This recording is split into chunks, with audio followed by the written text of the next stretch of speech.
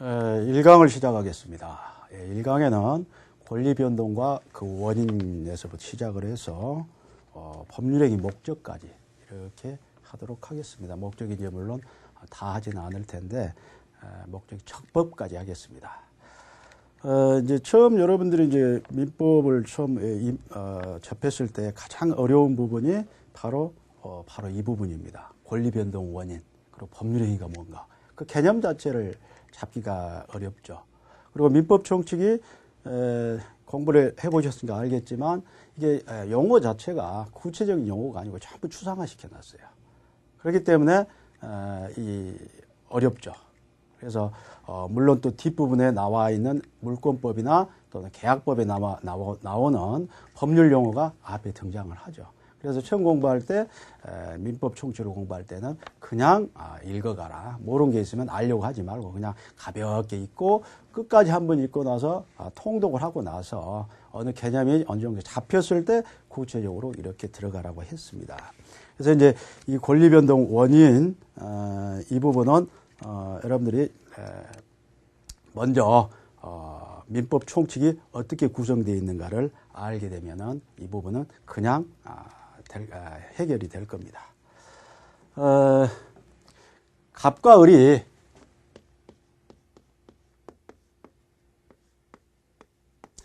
갑이 X 부동산 1억짜리가 있습니다. 이걸 팔고 싶어요. 그래서 야 이거 사라 청약을 합니다. 그러니까 우리 고민을 해보고 이걸 살까 또는 1억에 사야 돼. 이걸 또 깎아야 돼. 더 줘야 돼. 고민하다가 그래 갑에 이 물건을 1억에 주고 대금 1억을 주고 사자. 그래. 승낙을 이렇게 합니다. 계약이 체결됐죠. 우리가 갑에 소유권을 대금을 받고 넘긴다는 의사표시, 청약이라는 의사표시와 을에 이 갑의 이 청약에 기해서 이 물건의 갑의 X 물건을 1억에 산다는 의사표시 두 개가 합치가 되어서 어떤 효과를 발생하는데 이 당사자 간에 어떤 법률 효과를 발생하는데 갑과 소유권 대금을 받고 이전한다는 청약과 대금을 주고 소유권을 넘겨받는다는 이 승낙이 합쳐지는 이런 것들을 뭐라 그러냐. 이걸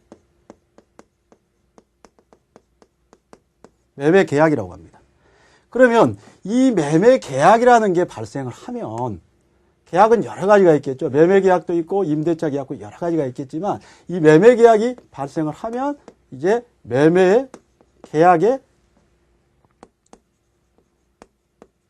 효력이 발생을 합니다. 그래서 매수인에게는 재산권 이전 전권 대금 지급 의무, 매도인에게는 대금 지급 전권 재산권 이전 의무 이런 효력들이 발생을 합니다. 그리고 이제 재산권을 이전하면 이 물건에 이 소유권이 등기를 하게 되면 을에게로 이전이 되겠죠. 권리 자체가 이전이 되겠죠. 이제 이런 관계를 설명을 하는 겁니다. 그래서 이 갑의 청약, 그리고 이 승낙, 이건 별개의 의사표시죠. 이것들을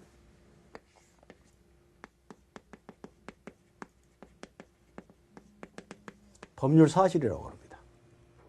그리고 이제 이 법률 사실들이 이 어떤 효력을 발생하기 위해서는 뭔가 이루어져야 되겠죠. 합치가 돼야 되겠죠. 이걸 법률 요건이라고 하죠. 그리고 이 법률 요건이 있으면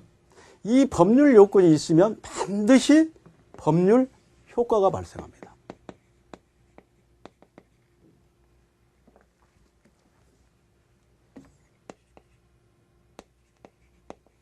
법률 효과가 발생해요. 그리고 이 법률 요건 중에 이 법률 요건은 크게는 둘로 나눈다고 그랬죠. 네.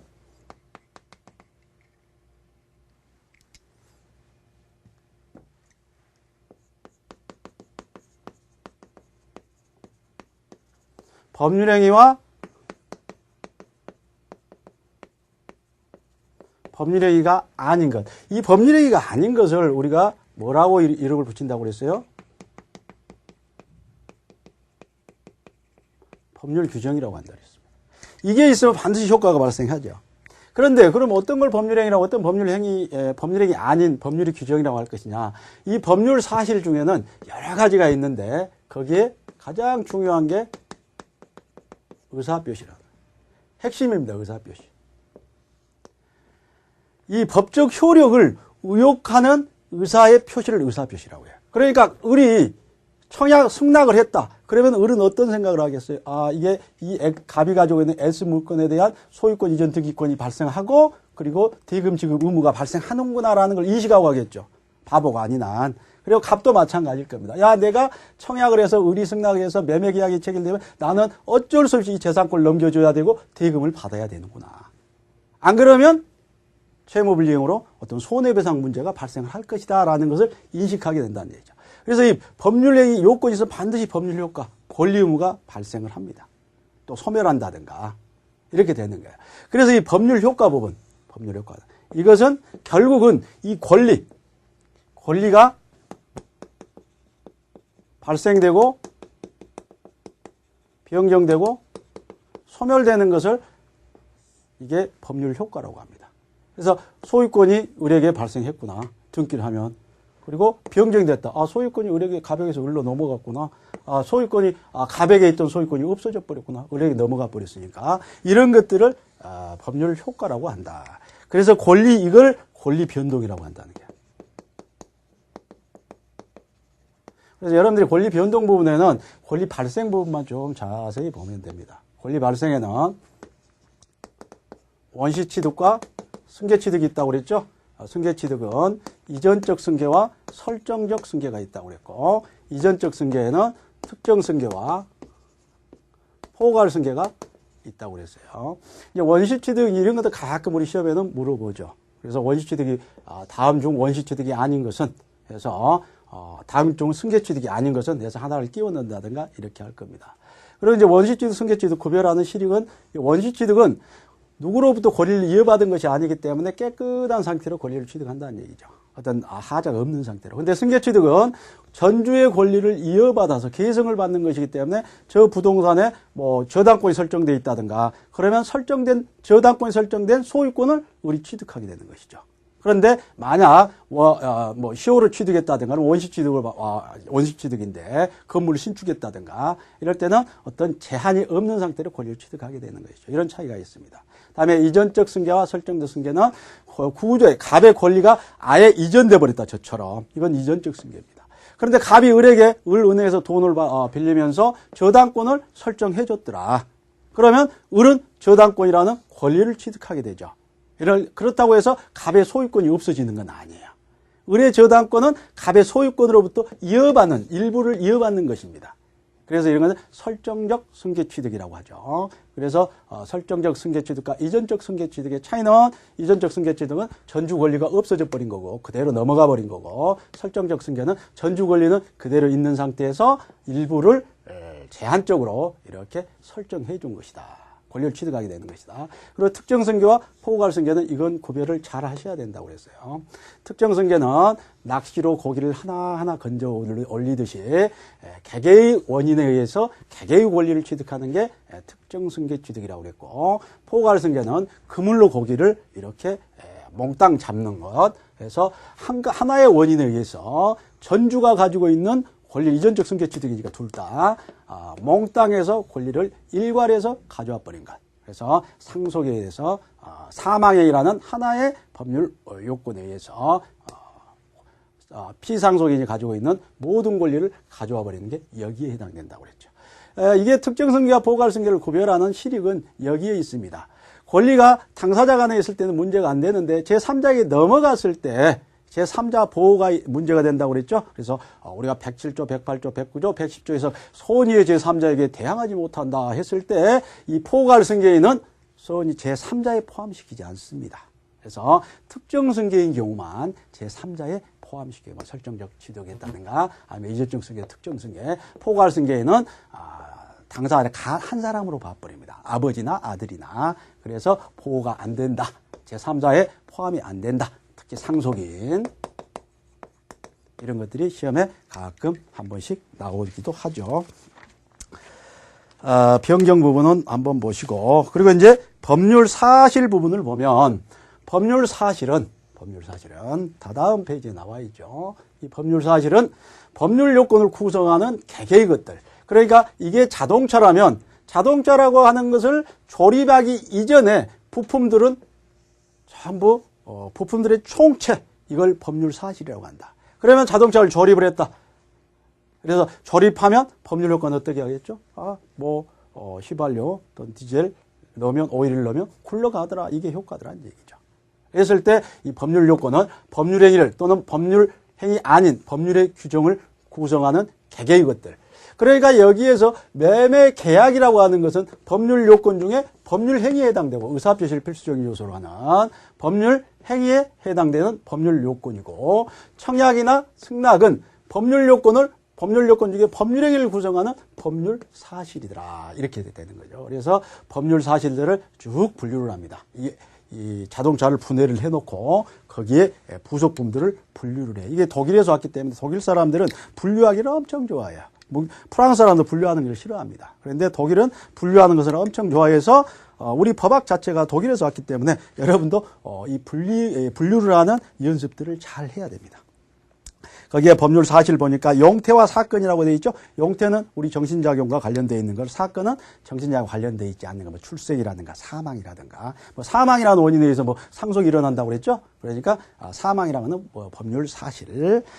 그리고 시간의 경과라든가 이런 것들은 우리 정신작용과 관련되어 있지 않죠. 그래서 이건 사건이라고. 용태 중에는 외부적 용태와 내부적 용태.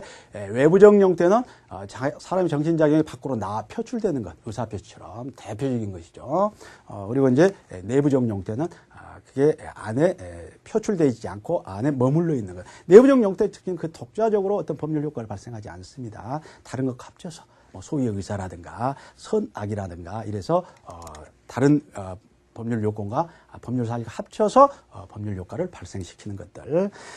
그리고 이제 외부적 용태는 적법행위와 이법행위가 있는데, 여러분들이 이제 여기에서 주의해야 될 것은 법률행위, 적법행위에서 법률행위 이 부분하고, 그리고 이제 준법률행위,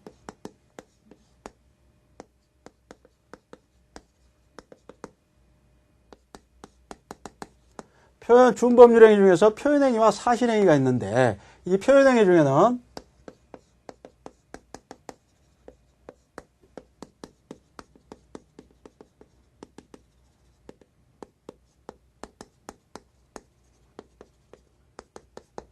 감정표시는 용서 같은 것들이 여기에 해당되겠고, 이건 별 문제가 안 되고, 여러분들이 꼭 구별해야 될 것은 이 의사표시와 의사통지와 관념의 통지는 반드시 구별하셔야 됩니다. 이건 지문에 반드시 등장을 하게 되는 거니까, 또 실제 구체적으로 물어볼 때도 있습니다.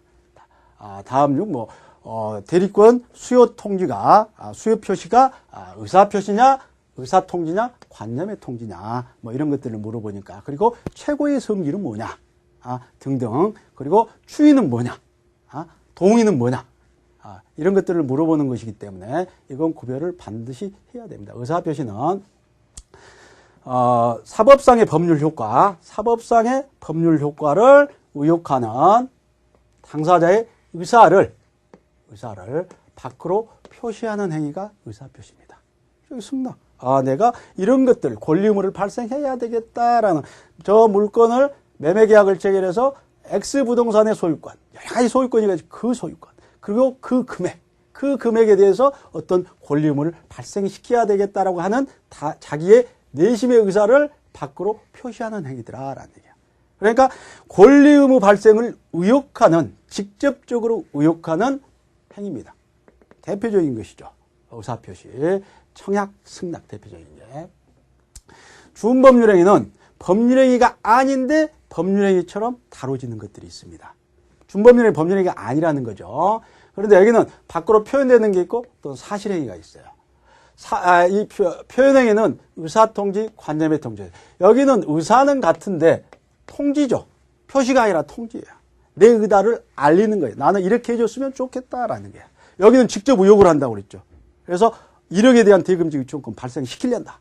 X에 대한 어떤 재산권 이전 청구권을 발생시키려다라는 의사를 밖으로 표시하는 건데, 의사통지는 그게 아니라는 얘기죠. 그래서 각종 최고나 거절이 여기에 해당되는 거죠. 그리고 관념의 통지는 의사통지하고 같은데 관념이라는 거죠. 사실이라는 거예요. 어떤 사실을 알린다는 얘기예요. 사실을 알린다. 그래서 사원총회 소집 통지라는 거. 각종 통지들은 여기에 해당되는 것들이에요. 그런데 의사표시와 준법률행위는 의사통지, 관념통지 다른 건 뭐냐면 의사표시는 법률행위이기 때문에 당사자가 원하는 대로 그 효과가 발생한다는 거예요. 이 매매계약의 효과가 당사자가 원하는 대로 그대로 1억이면 1억, X부동산이 X부동산 등등 조건들이 당사자가 원하는 대로 그대로 효과가 발생하는 게 이게 특징이고, 의사통지, 관념의 통지 이런 것들은 당사자가 의욕하는 건 아니라고 그랬죠. 그렇기 때문에 여기는 법률에 규정이 돼 있어요, 효과가. 그래서 이런 것들을 법률 규정이라고 합니다. 그래서 법률의 규정에 효과가 규정이 돼 있다. 그래서 가령 최고 무권 대리의 상대방의 본인에 대해서 어떤 최고를 한다. 네가 추인을 할래? 아니면 추인 거절할래? 이걸 물어본다. 상당 기간을 정해서. 이랬을 때 그 효과는 그럼 어떻게 돼요? 상당히 지나버렸을 때 그 효과는 어떻게 되냐? 그래서 민법이 규정이 돼 있죠.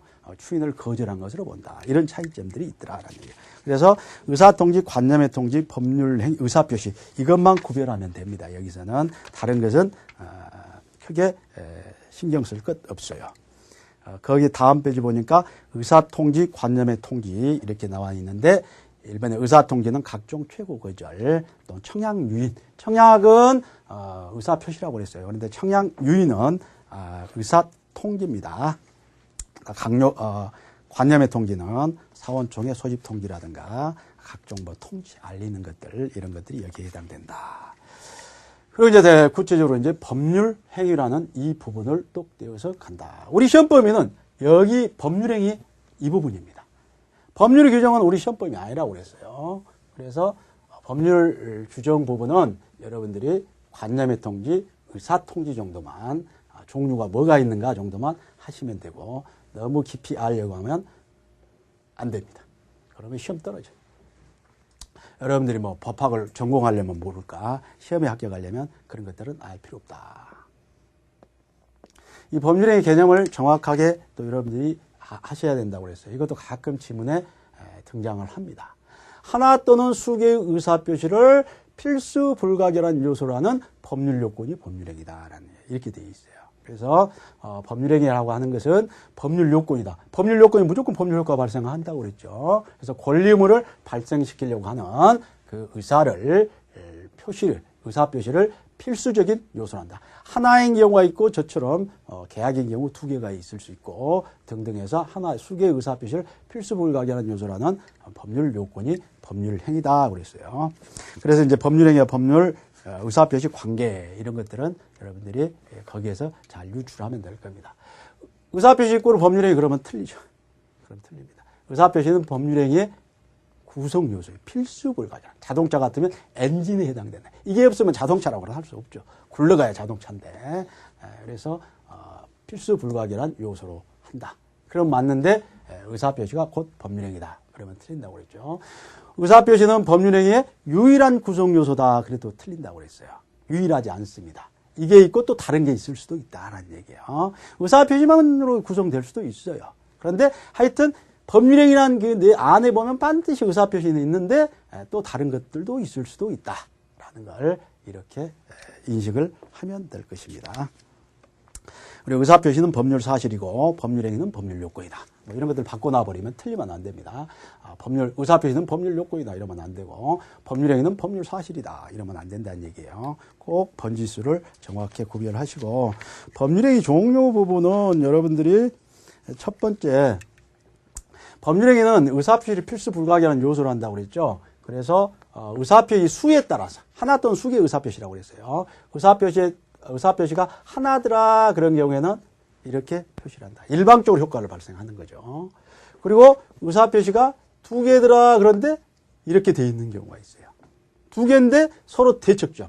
대표적인 게 매매죠. 갑과 을의 그 의사는 권리의무를 발생시키려고 해 완전히 대척점에 있어.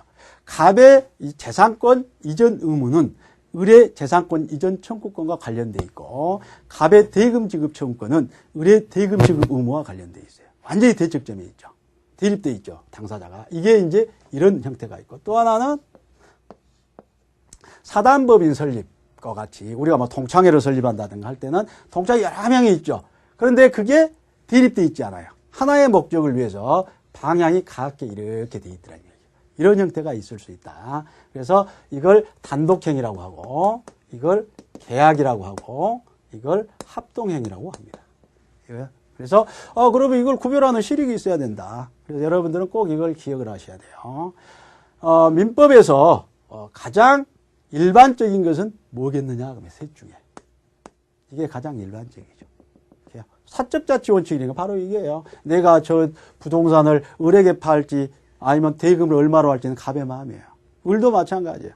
저 부동산 할지 갑의 부동산 할지 대금을 얼마로 할지 마음에 안 맞으면 계약 체결 안 하면 되는 거예요. 그래서 계약자의 원칙이 적용되는 사적자치의 원칙에 적용되는 민법에 있어서 가장 대표적인 게 이게요. 계약자유의 원칙이 여기서 나옵니다. 체결자유, 상대방 선택자유, 내용 결정의 자유, 방식의 자유. 다음에 이제 계약법에서 여러분 나오는 게 바로 계약자유의 원칙. 단독행위는 일방적으로 효과를 발생시키기 때문에 이건 자유스럽게 하면 안 되죠. 엉뚱하게 뭐 나는 아무것도 없는데 내 집이 넘어가 버린다든가 어떤 재산권적 의무가 발생 이러면 안 되겠죠. 그래서 이건 반드시 법률 규정 있을 때만 예외적으로 할 수 있습니다. 그리고 이 단독행위는 조건이나 기한은 원칙적으로 붙일 수 없어요. 다음에 이제 민법 총칙 마지막 본 보면 이게 나오죠. 조건 기한에서 단독행위는 붙일 수 없음이 상대방이 동의하지 않으면 조건 기한을 붙일 수 없음이 원칙이다 이렇게 돼 있죠. 계약은 조건 기한 붙일 수 있죠. 여기에 원하지 않으면 계약 체결 안 하면 되니까 서로가 조절을 하게 되니까 이건 자유스럽게 맡겨놓습니다. 그리고 이 합동행위라고 하는 것은 계약의 특수한 계약이라고 하는 사람들도 있는데 이 합동행위라는 개념을 만들어 놓은 이유는 이걸 적용하지 않기 위해서 개념을 만들어 놨어요. 그래서 통정의표, 이거 매년 시험에 나오는 조문이죠. 통정의표시. 여기에 이제 통정의표 108조의 적용 범위가 나오죠. 상대방 없는 단독행위와 합동행위는 적용이 없다. 이렇게 나오죠. 그래서 가령 이게 하나가 실효가 됐다. 통정의표에 무효가 됐다. 하더라도 이 동창의 그 어떤 그 의사표시, 뭐 정관 작성행위는 유효가 됩니다. 이것만 무효가 돼요. 이게 특징이에요. 그래서 이 합동행위라는 개념이 있다. 그래 뭐 단독행위 법정주의라고 하는 것들이 그거고 계약 합동행위. 다음에 이제 방식을 요하느냐에 따라서 요식행위와 불요식행위가 있습니다. 그래서 이제 방식을 요구한다 하는 것은 뭐 방식을 법률이 요구하는 방식에 따라서 법률행위를 해야 효과가 발생하는 건 요식행위고 그렇지 않는 경우에는 불요식행위죠. 방식을 계약자의 원칙이 바로 그거죠. 방식의 자유. 그래서 불요식행위의 원칙입니다. 그런데 당사자 의사를 명확하게 한다든가 증거를 남기기 위해서 방식을 요구하는 경우가 있어요. 그래서 뭐 유언이라든가 유언을 아무렇게나 할 수는 없어요. 반드시 법률이 민법이 규정해 놓은 그 방식대로 해야 된다. 뭐 자필이라든가 비밀증서라든가 증인행위라든가 뭐 구술유언이라든가 이런 특정한 요건을 갖춰야 되는 것들이 있더라. 불요식행위의 원칙이라고 했고. 그리고 이제 법률 효과에 의한 분류 이 부분은 조금 하셔야 돼요. 예? 법률행위 종류 중에서 의무부담행위와 처분행위가 있다. 어떤 법률행위를 했더니 의무를 부담하는 어떤 그 권리의무가 발생하는 그런 법률행위가 있고 어떤 법률행위를 했더니 완전히 권리가 이전해버린 법률행위가 있더라는 얘기야. 그러니까 여기에서 갑과 을이 청약을 하고 승낙을 해서 매매계약이 체결됐다. 그러면 권리의무가 발생 의무를 부담한다고 그랬죠. 그러니까 여기는 바로 여기에요. 매매계약. 이거 채권행위죠. 채권행위. 권리의무가 발생하는 행위. 뭐 임대차 계약을 체결했다. 여기도 그 법률행위는 의무 부담행위입니다. 그러니까 다음에 반드시 뭘 남겨요. 뭐 이행이란 문제를 남겨. 이행이란. 재산권을 이전한다든가 대금을 지급한다든가 이런 것들을 남겨. 근데 처분행위는 여기에서 이제 매매계약을 체결하고 이제 여기 장사를 약정하겠죠. 그러면 1월 1일에 계약을 체결해서 1월 15일에 중도금 주고 1월 30일에 잔금 주기로 장금 주고 을은 잔금 주고 갑은 등기 서류 서류 주기로 약속을 했어요.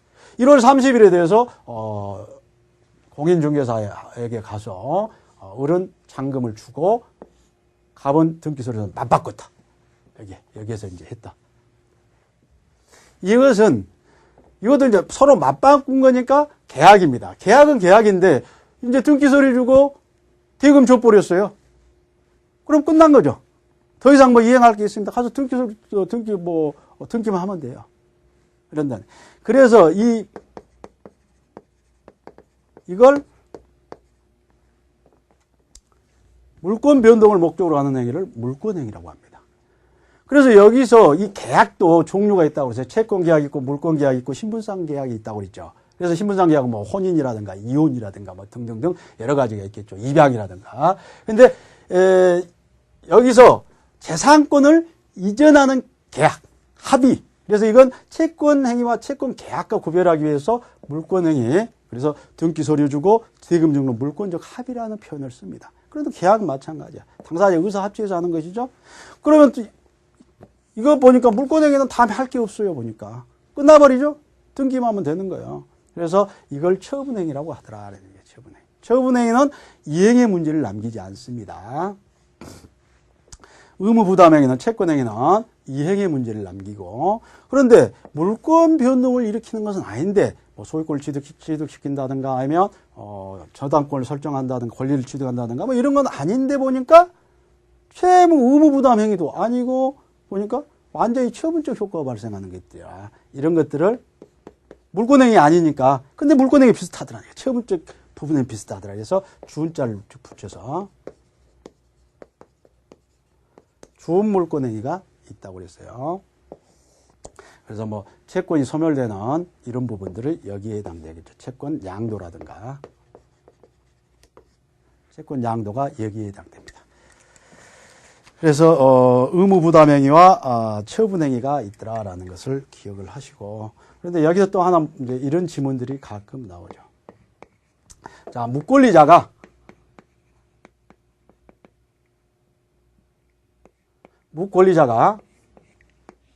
의무부담행위를 했더라.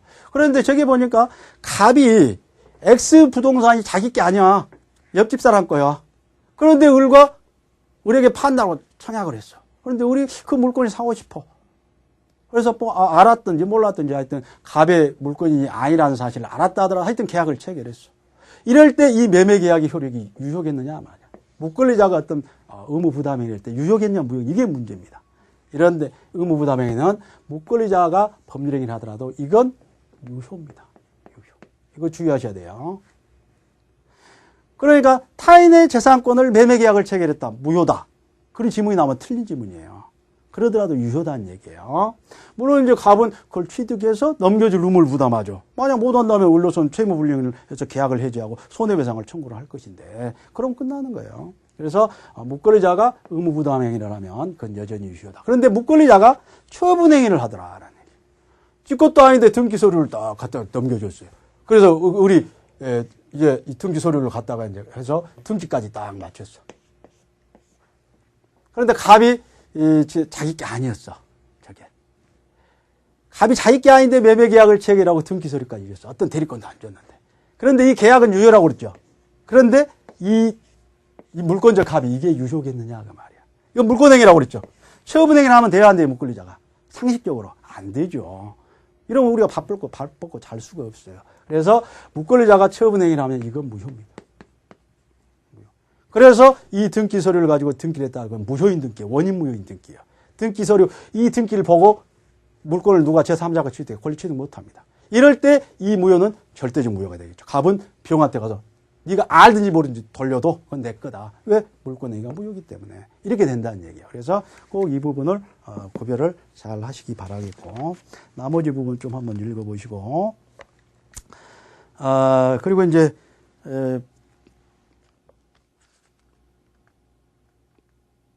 출연행위와 비출연행위 뭐 개념들만 좀 하시면 돼요. 출연행위라고 하는 것은 일방의 경제적인 손실을 해서 타방의 경제적인 이익을 얻어야 돼요. 그걸 출연행위라고 해요. 비출연행위는 그런 관계가 형성되지 않는 것들. 그러니까 이런 것들은 전부 출연행위가 되겠죠. 자, 재산권을 넘겨주고 갑은 재산권 없어져 버려. 재산권 권리 취득해. 대금이 없어져 버려. 대금 취득해. 이런 관계가 돼야 출현행위라고 한다고 말이에요. 비출현행위는 가령 소유권을 내가 포기를 해버렸다. 그럼 누가 그 소유권 취득하는 건 아니죠. 나한테만 소유권이 없어지는 거예요. 그래서 내가 그냥 카메라를 한강바다에 아니면 서해 앞바다에 던져버렸다. 그럼 나의 소유권만 없어지는 거죠. 이건 비출현행위예요. 출현행위 아니에요. 그래서 그걸로 인해서 누군가가 이익을 얻었다. 상대방이 이익을 얻었다. 이걸 출현행위라고 한다고 그랬고. 다음에 유상행위, 무상행위. 그래서 우리 시험법에는 전부 유상행위라고 그랬죠. 그래서 법률행위 전체로 봐서 대가적 의무를 부담하는 거야. 대가적. 야, 내가 재산권 주니까 너는 뭘 줘? 대금 주더라. 대금 주니까 뭐야? 대가가 와더라. 이런 관계. 이걸 유상행위라고 해요. 그리고 이제 그냥 주는 거 증여 있죠. 요즘 이제 증여가 상당히 문제가 되는데 증여세율이 높죠. 그래서 매매를 막 가장한다든가 뭐 그런 일이 많은데 이런 것들은 무상행위가 되겠죠. 대가가 없는 거니까. 다음에 이제 법률행위 요건. 이게 이제 법률행위 요건, 민법 총칙의 구성입니다. 이제 어떻게 구성되어 있는가. 그래서 어떻게 보면 이제 첫 시간만 제대로 들으면 민법 총칙이 머릿속에 쫙 들어오게 되어 있어요.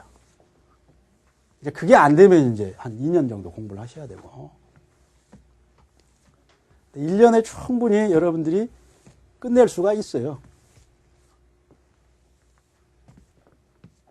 자, 법률행위 요건에는, 자, 그러면 의사표시, 법률 사실 중에서 의사표시를 필수 불가결한 법률 요건 중에 이게 법률행위라고 그랬는데, 종류를 살펴봤고, 그럼 이 법률행위는, 어떻게 해야 법률행위가 되느냐. 그래서 이건 둘로 나눈다고 그랬어요. 이 성립 요건이 있고, 일단 성립한 후에, 다음에 효력 요건이 있더라. 효력 요건. 성립 요건은 일반적 성립 요건이 있고, 특별 성립 요건이 있더라. 특별한 건 몰라도 돼요. 일반 성립 요건은 모든 법률행위는 이건 반드시 있어야 된다. 이거 없으면 법률행위 하지 않는다라는 거예요. 법률행위가 불성립했다라고 한다는 거예요. 이게 없으면. 불성립, 부존재라고 하는 거예요. 이 세 가지는 반드시 있어야 돼요. 뭐가 필수 불가한 요소라고 그랬죠. 아까 법률사실 중에서 의사표시가 있어야 되더라. 의사통지라든가 이런 게 있으면 안 되고 반드시 의사표시가 있어야 돼요. 이게 핵심이고, 이게 핵심인데,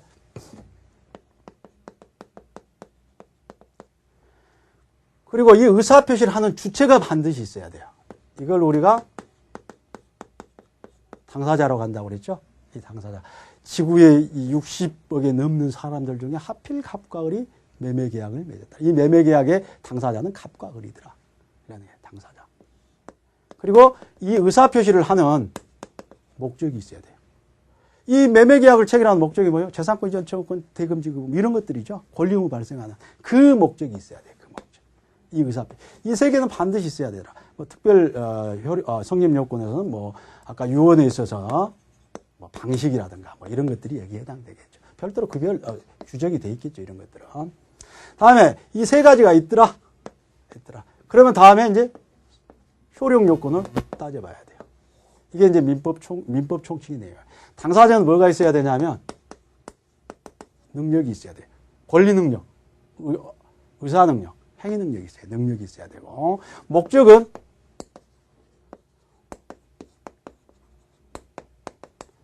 확정 가능 적법 사회적 타당성이 있어야 된다고 그랬죠. 이건 이제 민법 3조부터 들어가요. 3조부터 능력. 권리 능력. 사람은 생존하는 동안 권리 의무 주체가 된다. 이렇게 돼 있고. 다음에 이제 목적은 확정, 가능, 적법, 사회적 타당성.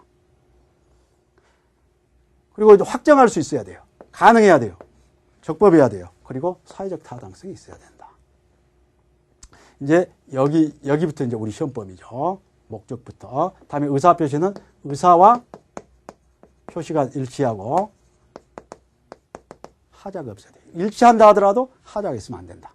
그래서 아까 오리엔테이션 얘기했던 이게 일치하지 않았을 때 107조, 8조, 9조. 하자. 일치한데 하자가 있더라. 110조. 이 규정이 돼 있어요. 다음에 이제 특별 효력 요건으로서 대리에 있어서는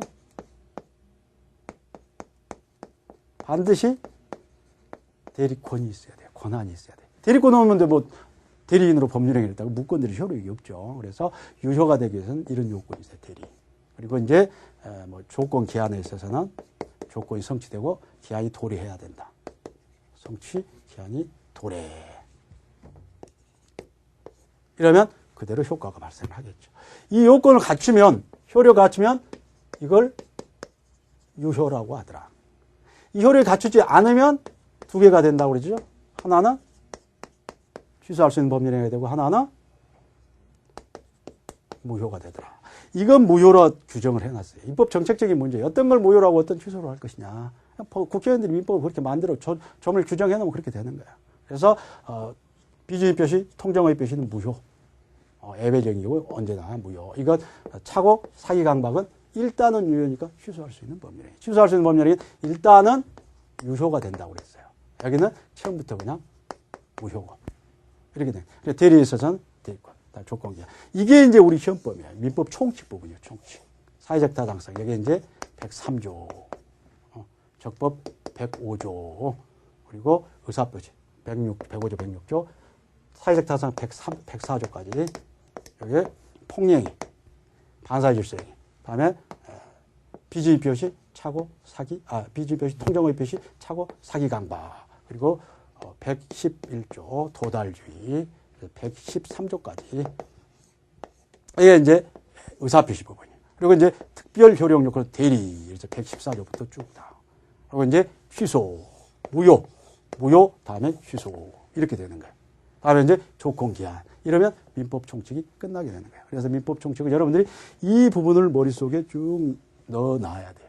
기본적으로 딱 들어와야 돼요. 지금쯤은. 그래서 여기서 어떤 문제가 나올 것인가. 여기에 한 문제 100% 나오더라. 여기에 한 문제 100% 나오더라. 여기 한 문제 100% 나오더라. 여기 한 문제 나오더라. 여기 두 문제까지 나와요. 대리에서 세 문제 나오더라. 조건기한 한 문제 반드시 나오더라.